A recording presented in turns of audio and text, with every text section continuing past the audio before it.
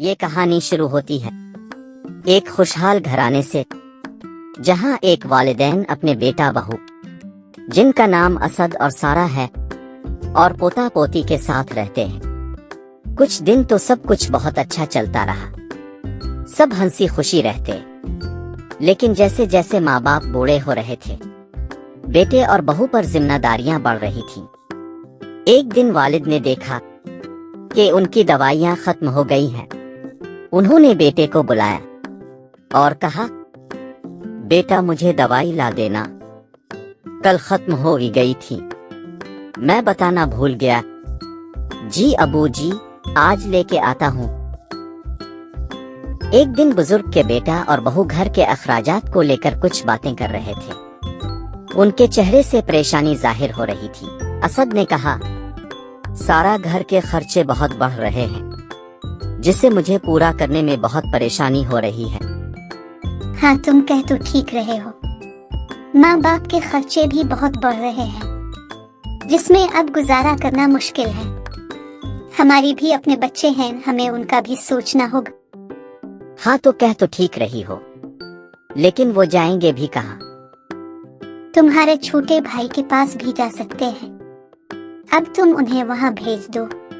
اسد اپنے والدین کے پاس جاتا ہے اور انہیں کہتا ہے، ہم آپ کو سنبھالنے کی کوشش کرتے ہیں، لیکن اب ہم سے زیادہ بوجھ نہیں اٹھایا جاتا۔ بیٹا، ہم نے تو سوچا تھا تم ہمارے بڑھاپے کا سہارا بنو گے، اور اب تم ہمیں ہی بوجھ کہہ رہے ہو۔ مجھے لگتا ہے اب مجھے آپ لوگوں کو سنبھالنا تھوڑا مشکل ہوگا، تو آپ کو چھوٹے بھائی کے پاس جانا ہوگا۔ ماں باپ بیٹے کی یہ بات سن کر بہت افسردہ ہو جاتے ہیں اور دکھی من اور آنکھوں میں آنسو لیے گھر سے چلے جاتے ہیں۔ جاتے جاتے بھی ماں دعا دے کر جاتی ہے، اللہ تمہیں کامیابی دے اور تمہارا بھلا کرے بیٹا۔ کچھ وقت گزرتا ہے، آہستہ آہستہ اسد کے بچے بڑے ہونے لگ جاتے ہیں اور اسد بڑھاپے کی طرف جانے لگتا ہے۔ اب وہ کمزور اور لاغر ہوتا جا رہا ہے۔ اسد کے بچے اپنی زندگیوں میں مگن ہو جاتے ہیں۔ ایک دن اسد اپنے بچوں کو اپنے پاس بلاتا ہے اور کہتا ہے، بیٹا تم اپنی زندگیوں میں بہت مصروف ہو گئے ہو، کچھ وقت اپنے ماں باپ کے ساتھ بھی گزارا کرو، اب ہمیں تمہاری ضرورت ہے، ہم بوڑھے ہو رہے ہیں۔ ابو، ہم ہر وقت آپ کی طرح گھر پر نہیں ہوتے، ہمیں کام کرنا پڑتا ہے، اب ہر وقت تو آپ کے ساتھ نہیں رہ سکتے نا، ہماری بھی اپنی کوئی زندگی ہے۔ ابو بھائی صحیح کہہ رہے ہیں، ویسے بھی اب ہم سے زیادہ ذمہ داریاں نہیں اٹھتی، ہم سوچ رہے ہیں آپ لوگوں کو اولڈ ایج ہوم بھیج دیں، وہاں اچھے سے آپ کا خیال رکھا جائے گا۔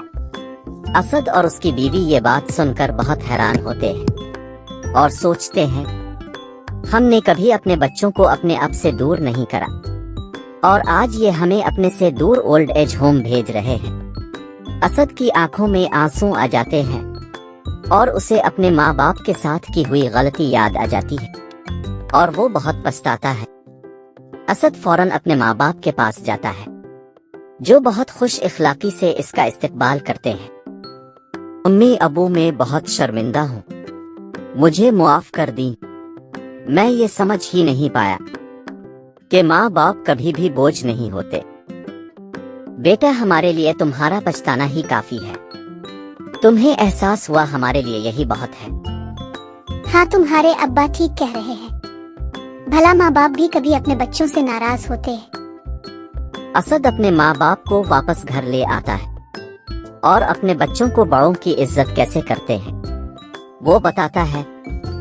جو ماں باپ اپنی زندگی کا ہر لمحہ اپنے بچوں کے لیے قربان کرتے ہیں، انہیں کبھی بوجھ نہیں سمجھنا چاہیے۔ ماں باپ اللہ کا تحفہ ہے، ان کی عزت اور خدمت کرو۔ اس کہانی سے ہمیں یہ سبق ملا کہ ماں باپ بوجھ نہیں ہوتے، برکت ہوتے ہیں، ان کا احترام اور خدمت زندگی میں خوشیاں لاتی ہے، تکلیفیں نہیں۔